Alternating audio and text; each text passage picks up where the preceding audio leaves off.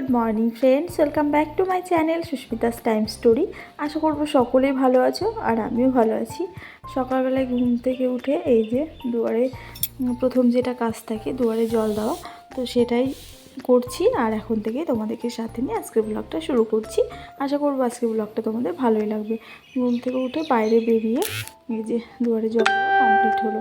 এবার চলো ঘরের দিকে যাই, একে একে ঘরের কাজগুলো শুরু করি। তো যাই হোক, ঘরের কাজগুলো করে এখন এই যে তোমাদের দাদাভাই বাজার নিয়ে আসলো।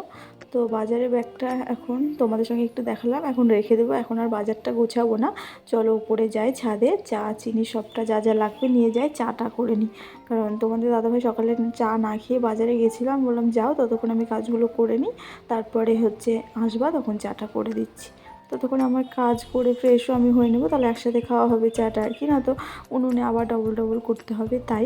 তো যাই হোক, এখন এই যে চলে এসেছি ছাদে। তো সকাল টাইমটা না এখানে প্রচণ্ড রোদ পড়ে জানো তো, যার কারণে সকালে রান্নাও করতে পারছি না। আর তোমার কোনো রকমে চাটা করি, তারপরে ফ্ল্যাক্সে ঢেলে নিই, ওই চাটা সকালে আর রাত বিকেলে হয়ে যায়। তো যাই হোক, এখন এই যে চা হয়ে গেছে, আর উনুন তো রান্না বান্নার পরেই একদম গুছিয়ে রেখে দিই, তাই সকালে সেইটা পরিষ্কার করার আর কোনো ঝামেলাই থাকে না। তো কালকে করেছিলাম লুচি, মঙ্গলবার ছিল, তো লুচি আর সুজি করেছিলাম, তো লুচি আছে তাই সকাল সকাল লুচি দিয়ে চাটা খাচ্ছি।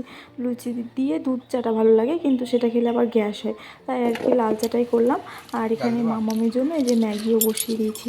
এদিকে চাটা ছাদেই খেয়ে নিলাম। তো চাটা খেতে খেতে ম্যাগিটাও হয়ে যাবে, তারপরে ওকে ম্যাগিটা খাইয়ে স্কুলে পাঠাবো। তারপরে এখন এই যে ওকে স্কুল পাঠিয়ে তোমাদের দাদাভাইও ডিউটিতে চলে গেল। এখন আমি এই যে বিছানাটাকেও গুছিয়ে নিলাম, মোটামুটি বিছানা গোছানো হলো। তো যাই হোক বন্ধুরা, এখন অনেকটা সময় পার করে এখন আমি এই যে দুপুরে রান্নাবান্না চলে এসেছি। এখন প্রায় 1:30 মতো বাজে, কারণ 12টার পর থেকে এখানে ছায়া পড়ে যায়, তখন আমি দুপুরে রান্নাবান্নাটা শুরু করি। তো যাই হোক, এখন 1টা মতো বাজে। তো এদিকে ভাত হয়ে গেছে, ভাত দিয়েছি উচ্ছে সেদ্ধ, আর এখানে রুটিটা করে নিচ্ছি রাত্রের জন্য একেবারে। কারণ রুটিটা আগে ভেজে নিই, তারপরে তরকারিগুলো করব, তাহলে কড়াইটা আর বারবার মাজতে হবে না। আর কড়াইয়ে করেই রুটিটা করছি, তাওয়াতে আর উনুনে করছি না, কারণ তাওয়াতে করলে ওই মাজা ধোয়ার একটা ব্যাপার থাকে না, তাই এক কড়াতে হয়ে যায়। আর এই কড়াইতে বেশ রুটিটা কিন্তু খারাপ হচ্ছে না, তোমরা দেখলে বুঝতেই পারছো। রুটিটা দেখো খুব একটা কিন্তু খারাপ হচ্ছে না। আমি ভেবেছিলাম মনে হয় কড়াইতে হবে না, কিন্তু দেখলাম যে পরে না, ভালোই হচ্ছে। তো সব রকম কাজের সঙ্গে অভ্যস্ত থাকা ভালো, তাই না বলো বন্ধুরা? কখন যে কোন সময় বিপদ চলে আসে কেউ বলতে পারে না। আর আমরা মেয়েরা তো একদম জলের ন্যায়, কারণ জলকে যে পাত্রে রাখা হয় জল কিন্তু সেই পাত্রের আকারই ধারণ করে। তাই আমরা মেয়েরাও কিন্তু যখন যেরকম পরিস্থিতি আছে সেরকম পরিস্থিতির সঙ্গে কিন্তু আমরা মানিয়ে নিতে পারি, কিন্তু ছেলেরা কিন্তু সেটা পারে না। তো যাই হোক, তো আমাদের জীবনটা তো বন্ধুরা একটা খুব ভীষণ বিপদ এবং ক্রাইসিসের মধ্যে দিয়ে চলছি এখন। তোমরা হয়তো বুঝতে পারছো, অনেকেই আবার বুঝতে পারছো না। তো কী কেমন ক্রাইসিস বা কেমন বিপদ, সেটা আমি তোমাদের সঙ্গে অবশ্যই শেয়ার করব। কিন্তু তার আগে আমার এই বিপদটা আগে কেটে যাক। প্রচণ্ড বিপদের মধ্যে আছি, জানি না কার নজর লেগে গেছে আমার সংসারে, আমার পরিবারের ওপর। হঠাৎ করে এইরকমভাবে বিপদটা চলে আসবে সত্যি ভাবতে পারিনি। তো যাই হোক, অবশ্যই তোমাদের সঙ্গে পরে একদিন শেয়ার করব। তো এদিকে দেখো, আমি ডালটাও ফোড়ন দিয়ে দিয়েছি, ডাল ভাতে দিয়েছিলাম সেদ্ধ হতে। আর এখন এই যে চুনো মাছ এনেছিল সকালবেলায় তোমাদের দাদাভাই, তো সেটাকে ধুয়ে বেছে রেখেছিলাম লবণ মাখিয়ে। তো এখন হলুদটা দিয়ে মাখিয়ে এখন এই যে ভেজে নিচ্ছি। আলু বেগুন দিয়ে করব চুনো মাছের ঝাল। তো এদিকে দেখো, আলু বেগুনটাকে সেদ্ধ হতে দিয়েছি, সেদ্ধ করে তারপরেই তেলে দেবো একেবারে মশলা টশলা দিয়ে। তো এইভাবে করলে তেলটা কম লাগে আর ভালোও হয় খেতে। তো যাই হোক, আর এখন এই যে বাইরের একটু ওয়েদারটা শেয়ার করছি তোমাদের সঙ্গে। আমি এখন ছাদে বসে বসে রান্না করছি, আর এত সুন্দর এই টাইমটা বাতাস দিচ্ছে, মনে হচ্ছে না যে ছাদে যে গরমের একটা ব্যাপার, উনুনে রান্না করছি প্রচণ্ড গরম লাগে, তো সেরকম ব্যাপারটা মনেই হচ্ছে না, কারণ এত সুন্দর বাতাস দিচ্ছে। তোমরা দেখে বুঝতেই পারলে গাছগুলো কীভাবে নড়ছে। তো যাই হোক, তাই একটু তোমাদের সঙ্গে না শেয়ার করে আর থাকতে পারলাম না। তো এখন এই যে এই হাঁড়িতে করে ওই হাঁড়ির ভাতটা ঢেলে নেব, কারণ কালি হাঁড়ি তো নিয়ে আর রান্নাঘরে রাখা যাবে না।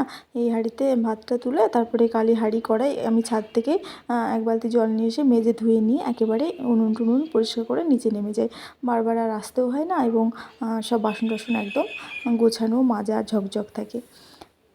ঝকঝকে থাকে। তো যাই হোক দেখো ভাতটা পুরো বেড়ে নিয়েছি। ভাত তো উচ্ছে সিদ্ধ দিয়ে দিয়েছিলাম দুটো, তো সেটা শুধুমাত্র আমার জন্য, কারণ তোমাদের দাদাভাই খাবে না আর মিষ্টি তো খাবেই না। তাই উচ্ছে সেদ্ধটা দিয়ে একটু গরম গরম ভাত আমি খেয়ে নেবো একটু পরে, কারণ তোমার উচ্ছে সেদ্ধটা ঠান্ডা হয়ে গেলে না ভালো লাগে না, গরম গরম না হলে আর খেতে পারবো না পরে।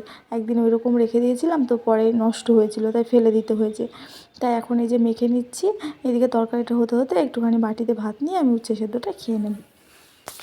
তো যাই হোক বন্ধুরা, তোমাদের ভিডিও যদি ভালো লাগে, ব্লগ যদি ভালো লাগে, তাহলে অবশ্যই চ্যানেলটা সাবস্ক্রাইব করবে আর একটা লাইকও করে দেবে, কারণ তোমাদের করা একটা লাইক আমাকে নেক্সট ভিডিও বানাতে অনেক অনেক বেশি মোটিভেট করে। আর কেমন লেগেছে সেটা তো অবশ্যই কমেন্ট সেকশনে কমেন্ট করে জানাবে। আর কি বলবো, মানে বলার মতো ভাষা নেই আমার। তো যাই হোক, এখন এই যে দেখো উচ্ছে সেদ্ধটা মাখা হয়ে গেছে বলে এই যে হাত দিয়ে আগে থেতো করে নিলাম, তারপর এটাতে নুন, তেল আর হচ্ছে কাঁচা লঙ্কা দিয়ে মাখবো। তো এদিকে বন্ধুরা সব কাজ গুছিয়ে এখন তোমাদের সঙ্গে রান্নাবান্নাগুলো শেয়ার করছি। এটাতে আছে চুনো মাছের ঝাল বেগুন দিয়ে, আর এখানে ভাত করেছি, আর এই যে রুটিটাও করে নিয়েছি তখন দেখলে রাত্রের জন্য, কারণ রাত্রে তো আর ছাদে রান্না করা যাবে না যেহেতু লাইট নেই। আর এখানে করেছি মসুরির ডাল। এখানেই কিন্তু শেষ নয়, আর হাঁড়িতে তো দুধ আছে। চলো আরও কিছু সবজি আছে সেটা তোমাদেরকে দেখায়। এখানে আছে এই যে একটা কাতলা মাছের না কি মাছের একটা ভাপা, এখানে আছে আলু ভাজা, আলু পটল ভাজা, এখানে আছে ডাল, আর এখানে রয়েছে এঁচোড়। এই হচ্ছে আজকের মানে আমাদের লাঞ্চ মেনু। তো সব মিলিয়ে আজকে ব্লগটা কেমন লাগলো অবশ্যই আমাকে কমেন্ট করে জানিও। দেখা হবে নেক্সট ব্লগে। সবাই ভালো থাকবে, সুস্থ থাকবে, অবশ্যই আমার পাশে থাকবে। আর তোমরা একটুখানি ভগবানের কাছে প্রে করো যে আমার বিপদটা যেন খুব তাড়াতাড়ি কেটে যায় গো, ভীষণ সমস্যায় আছি। দেখা হচ্ছে নেক্সট ব্লগে। সবাই ভালো থেকো, টাটা। আর অবশ্যই অবশ্যই আমার পাশে থেকো।